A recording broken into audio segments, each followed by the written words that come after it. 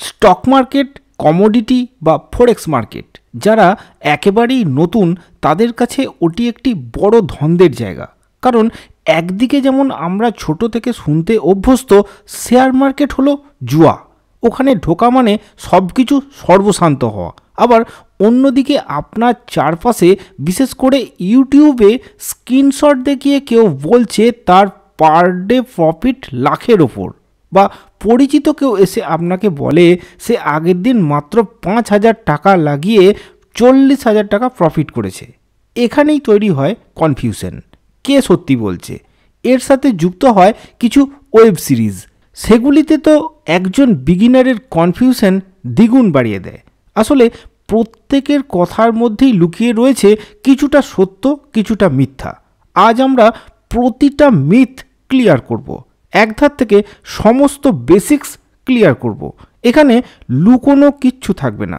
Step wise বুঝবো একজন beginner থেকে প্রফিটেবল ট্রেডার বা ইনভেস্টার হওয়ার জার্নিটা ঠিক কিভাবে, কোন দিকে এগোবে।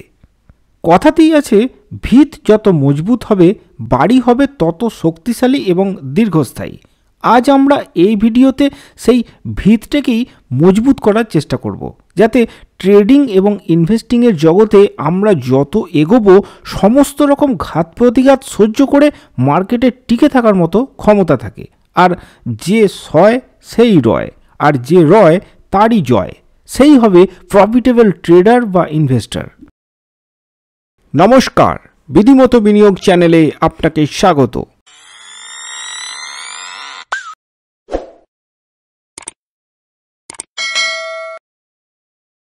প্রথমেই জেনে নেওয়া যাক এমন কিছু কমন ফ্যাক্টস যেগুলি যে কোনো বিগিনারের মনে আসতে বাধ্য। আশা করি আপনিও কোনো না কোনো সময়ে এগুলি নিয়ে ভেবেছেন। সবথেকে কনভেনশনাল প্রশ্ন, স্টক মার্কেট কি রিস্কি? রিস্ক থাকলে সেটাও ঠিক কতটা? আসুন খুব সহজে বুঝি। আপনি একটি স্টক কিনছেন, তার মানে আপনি কোম্পানির একটি অংশীদারি কিনছেন। ক্ষুদ্র হলেও আপনি কোম্পানিটির একটি কো ওনার। এখন কোম্পানি ভালো চললে স্টক প্রাইস বাড়বে, আপনারও প্রফিট হবে। আর কোম্পানি ডুবলে আপনার পয়সাও গেল।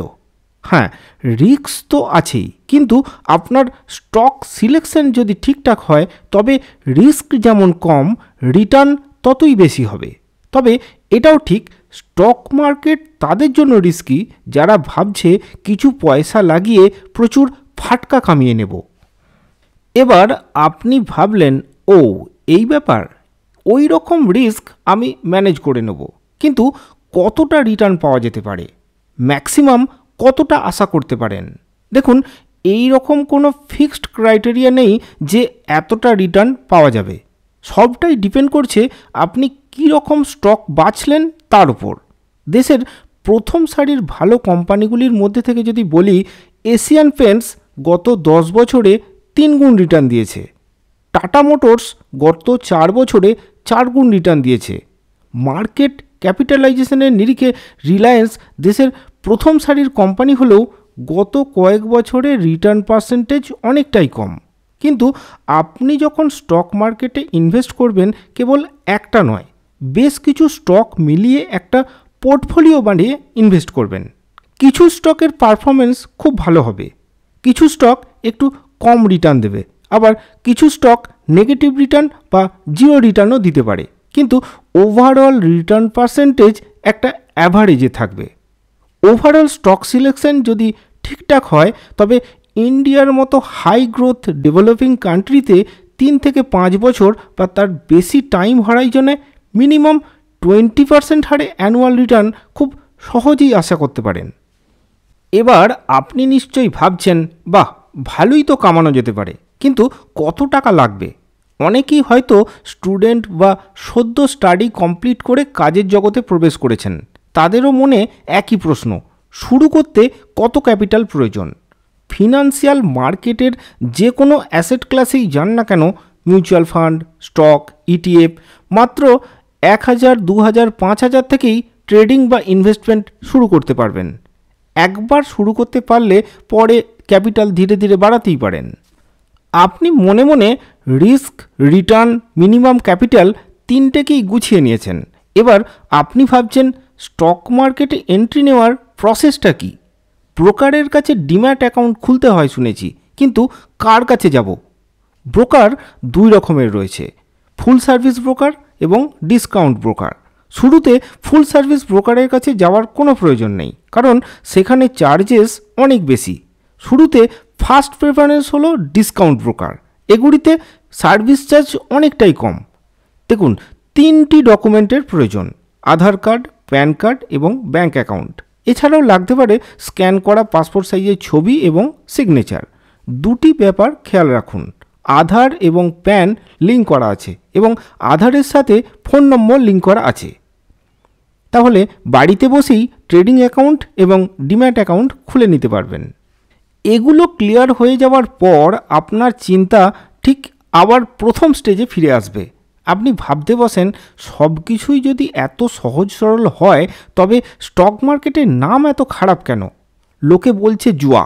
সবাই কি ভুল বলছে? আমি ভদ্র বাড়ির ছেলে, আমার কি এসব থেকে দূরে থাকা উচিত? অ্যাকচুয়ালি এর জন্য দায়ী হলো আমাদের মাইন্ডসেট। সেভিংস অ্যাকাউন্টে 4% রিটার্ন, ফিক্সড ডিপোজিটে 7% রিটার্ন। রিয়েল এস্টেটে ইনভেস্ট করার পর বছরের পর বছর আমরা ফেলে রাখি ভালো রিটার্নের আশায়। গোল্ড কেনার পর তো বেচার কথাই ভাবতে পারি না, পরবর্তী প্রজন্মকে দিয়ে যাই। কিন্তু স্টক মার্কেটে এসে মেন্টালিটি পুরোপুরি পাল্টে যায়। ভেবেই নেই আজ ইনভেস্ট করলাম, কালকেই পয়সা দ্বিগুণ। আসলে আমাদের লোভই বড় শত্রু। বন্ধু খোঁজ নিয়ে এলো ওই স্টক আগামী 1 মাসে 5 গুণ হবে, সঙ্গে সঙ্গে আমরা আগু পিছু কিছু না ভেবে ঝাঁপিয়ে পড়লাম। একবারও খোঁজ নিলাম না কোন কোম্পানি কি করে, মার্কেট ক্যাপ কত, আর্নিং রেশিও কেমন। না জেনে যেটাই করবেন সেটাই জুয়া। জেনে বুঝে শিখে স্টক মার্কেটে এলে আপনি প্রফিটেবল হবেনই। ফিক্সড ডিপোজিটের থেকে 2 গুণ 3 গুণ রিটার্ন কামানো কোনো ব্যাপারই নয়। এবার নিজেকে বুঝিয়ে সুঝিয়ে রাজি করলেন, বাড়িতেও এক প্রস্ত আলোচনা সেরে নিলেন। কিন্তু একটা ব্যাপার মনের মধ্যে খচখচ করছে, আমাকে তো ছেড়েই দিলাম, আমার বাপ 14 গোষ্ঠীতে কেউ কোনো দিন কমার্স নিয়ে পড়েনি। এত সব কোম্পানি, তাদের আবার প্রফিট অ্যান্ড লস, মাথায় কি আমার কিছু ঢুকবে? না শুধু শুধু কষ্ট করে জমানো পয়সাগুলো জলে দিয়ে আসবো? স্টক মার্কেটে ট্রেডিং বা ইনভেস্টমেন্ট, এর জন্য কোনো পার্টিকুলার এডুকেশনাল ব্যাকগ্রাউন্ডের প্রয়োজন নেই। সার্ভেতে দেখা গেছে চার্টার্ড অ্যাকাউন্টেন্টদের থেকে সাধারণভাবে ম্যাট্রিকুলেশন পাস করা ব্যক্তি স্টক মার্কেটে অনেক বেশি সাকসেসফুল। সব কিছু ক্লিয়ার করে আপনি এবার গুছিয়ে বসলেন, ঠিক করেই নিলেন এবার কিছু একটা করতেই হবে। তখন এবার আসল প্রশ্নটি আপনার মাথায় এলো, আচ্ছা এই স্টক মার্কেট চলে কিভাবে? স্টক মার্কেট কিভাবে কাজ করে? স্টক প্রাইস কিভাবে কমে বাড়ে? এত স্টকের মধ্যে আপনি কিভাবে বাঁচবেন? একটি স্টক একটি কোম্পানির ওনারশিপকে রিপ্রেজেন্ট করে। আপনি যখন একটি শেয়ার কেনেন, আপনি সেই কোম্পানির একটি ছোট অংশীদারি পান।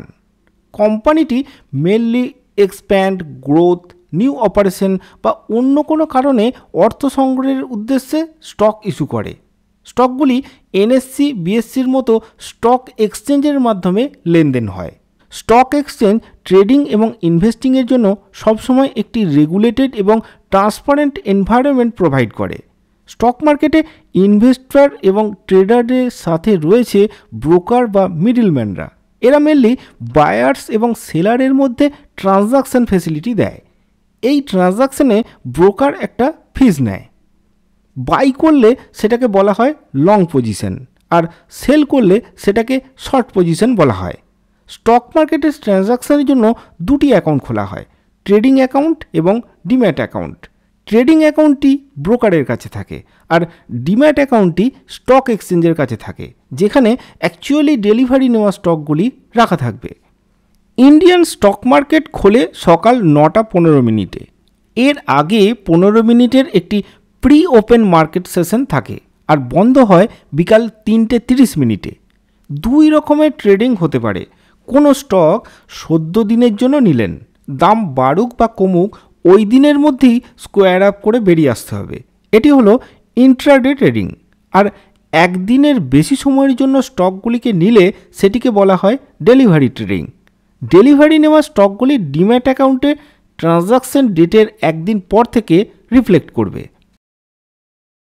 ওয়েলথ অ্যাকুমুলেশন, ওয়েলথ ক্রিয়েশন এবং ভবিষ্যতের জন্য ফিনান্সিয়াল সিকিউরিটি, এই তিনটি অ্যাচিভ করতে হলে আপনার পার্সোনাল ফিনান্সিয়াল প্ল্যানিংয়ে দুটি ফান্ডামেন্টাল কম্পোনেন্টকে রাখতেই হবে, ট্রেডিং এবং ইনভেস্টিং। যদিও দুটি ক্ষেত্রেই রিটার্নের আশায় আপনার ক্যাপিটাল ইউটিলাইজড হয়, কিন্তু ইনভেস্টমেন্ট এবং ট্রেডিংয়ের মধ্যে পার্থক্য তৈরি করে তিনটি মৌলিক বিষয়: স্ট্র্যাটেজি, টাইম হরাইজন এবং রিস্ক প্রোফাইল। ইনভেস্টিং হলো স্টকস, মিউচুয়াল ফান্ডস বা রিয়েল এস্টেটের মতো অ্যাসেট ক্লাসে ক্যাপিটালের লং টার্ম কমিটমেন্ট, যার মূল লক্ষ্য সময়ের সাথে সাথে ওয়েলথ বিল্ডিং।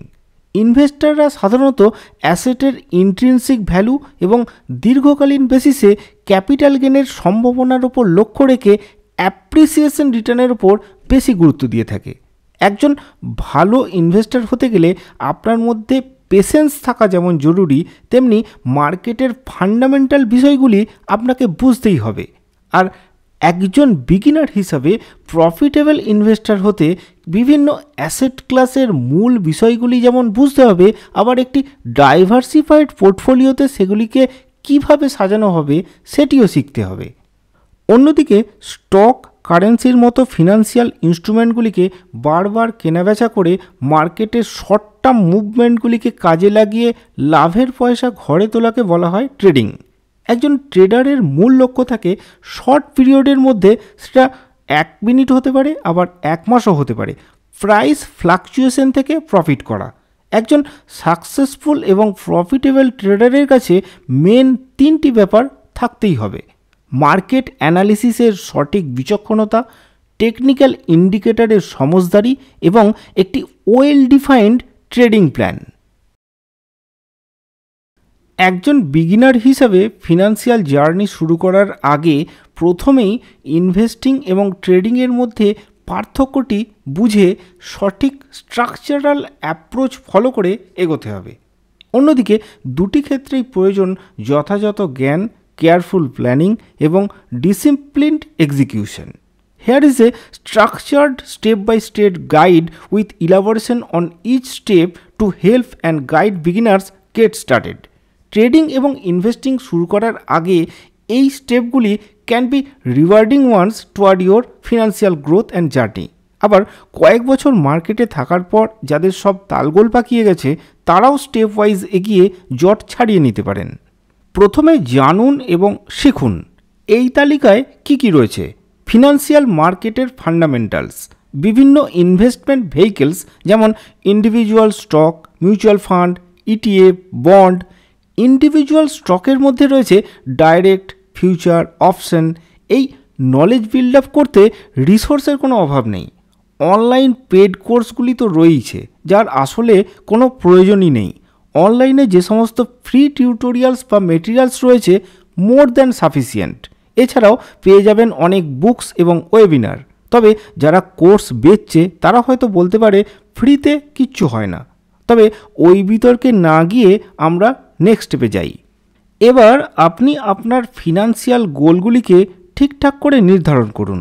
একেবারে অবজেক্টিভ ওয়াইজ একটি লিস্ট করুন: রিটায়ারমেন্ট প্ল্যান, নতুন বাড়ি কেনা, ছেলেমেয়ের হায়ার স্টাডি, বড় ট্যুর প্ল্যান, প্রতি মাসের সংসার খরচ, ছেলেমেয়ের প্রতি বছরের স্কুল টিউশন ফিস, এই রকম আরও কিছু। এবার এর সাথে যুক্ত করুন টাইম হরাইজন। ফিনান্সিয়াল গোলগুলিকে 3টি ক্যাটাগরিতে ভাগ করে ফেলুন। শর্ট টার্ম, এগুলি হবে 3 মাস থেকে 1 বছরের জন্য। মিড টার্ম, এগুলি হবে 2 থেকে 5 বছরের জন্য। এবং লং টার্ম, যেগুলি 6 থেকে 10 বছর বা তার বেশি সময়ের জন্য। আপনার অবজেক্টিভসই আপনাকে সঠিক ইনভেস্টমেন্ট এবং ট্রেডিং স্ট্র্যাটেজি বানাতে এবং সেই মতো প্ল্যানিং করতে সাহায্য করবে। ইনভেস্টিং বা ট্রেডিং যেটাই শুরু করতে চান না কেন, তার আগে আপনার ফিনান্সিয়াল হেলথের ইভ্যালুয়েশন খুবই জরুরি। ইনভেস্টিং বা ট্রেডিংয়ে নামার আগে দেখে নিন আপনার emergency fund sufficiently build up হয়েছে তো। আর আপনি এমন সোর্স থেকে ক্যাপিটাল ইনভেস্টিং বা ট্রেডিংয়ে আনছেন না যেটিতে লস হলে আপনার ফিনান্সিয়াল স্টেবিলিটি নষ্ট হবে। লস অ্যাফোর্ড করার মতো ক্ষমতা না থাকলে সেই ফান্ড ট্রেডিং বা ইনভেস্টিংয়ে আনবেন না। একটা ওভারঅল অ্যাসেসমেন্ট করলেই বুঝতে পারবেন ইনভেস্টিং এবং ট্রেডিংয়ে আপনার ক্যাপিটালের কতটা অ্যালোকেট করা পসিবল। এটা আগে নির্ধারণ করতে হবে। একদিকে যেমন আপনার ফিনান্সিয়াল হেলথের বিচার করতে হবে, অন্যদিকে কতটা রিস্ক নিতে প্রস্তুত সেটাও বুঝতে হবে। কতটা রিস্ক নিতে আপনি কমফোর্টেবল সেটা ইভ্যালুয়েট করুন। মার্কেট ভোলাটিলিটি এবং সম্ভাব্য লসে আপনি কিভাবে রিয়্যাক্ট করবেন এবং সেটা আপনার ক্যাপিটালের ওপর কীরকম প্রভাব ফেলবে। আপনার এই রিস্ক টলারেন্স অ্যাসেসমেন্টের জন্য বেশ কিছু অনলাইন প্ল্যাটফর্মে কিছু টুলস পেয়ে যাবেন, যেগুলিকে আপনি কাজে লাগাতে পারেন। এটাই আপনাকে ক্ল্যারিফাই করে দেবে ইনভেস্টিং এবং ট্রেডিংয়ের মধ্যে আপনি কোন দিকে কতটা এগোবেন। এছাড়াও আপনি রিস্ক অ্যাপেটাইট নির্ধারণ করতে পারলেই ইনভেস্টিং এবং ট্রেডিংয়ের মধ্যে কোন ডোমেনে কী স্ট্র্যাটেজি অ্যাপ্লাই করবেন সেটাও স্থির করা সহজ হবে এবং আপনার কমফোর্ট লেভেল অনুসারে পোর্টফোলিও বিল্ডিং করতে সাহায্য করবে। আপনার কাছে ইনভেস্টিং প্রেফারেবল হলে আপনার গোল অনুসারে অ্যাকাউন্ট সিলেক্ট করুন। রিটায়ারমেন্ট সেভিং বা লং টার্ম সেভিংয়ে ট্যাক্স অ্যাডভান্টেজের জন্য তার সামঞ্জস্যপূর্ণ অ্যাকাউন্ট খুলুন। জেনারেল ইনভেস্টিংয়ের জন্য স্ট্যান্ডার্ড ব্রোকারেজ সহ কোনো অ্যাকাউন্ট আদর্শ। শুধু এটুকু নিশ্চিত করুন অ্যাকাউন্টটি আপনার ইনভেস্টমেন্ট অবজেক্টিভের সাথে খাপ খায়, আর ইনভেস্টমেন্টের শুরুর দিকে যে ফ্লেক্সিবিলিটি প্রয়োজন সেটিও তার মধ্যে বিদ্যমান থাকবে। এছাড়াও কন্ট্রিবিউশন লিমিট, ট্যাক্স ইমপ্লিকেশন এবং উইথড্রয়াল রুলসগুলিও রিভিউ করে দেখে নিন। আপনার ট্রেডিং স্টাইলের সাথে ফিট করে এমন একটি রিলায়েবল ব্রোকারকে বেছে নিন, যার ট্রেডিং প্ল্যাটফর্মে আপনার প্রয়োজন মতো টুলস, ট্রেডিং স্টিমুলেটার্স, মোবাইল অ্যাক্সেস এবং রিসার্চ রিপোর্ট সহ অন্যান্য সমস্ত রিসোর্সেস অ্যাভেলেবেল। এছাড়াও আপনার স্ট্র্যাটেজি এবং প্রয়োজন অনুসারে তার সমস্ত নিডসগুলিকে সাপোর্ট করছে। এছাড়াও fees, investment option, educational resources, user interface, customer সার্ভিসের মতো বিচার্য বিষয়গুলিকেও মনে রাখতে হবে।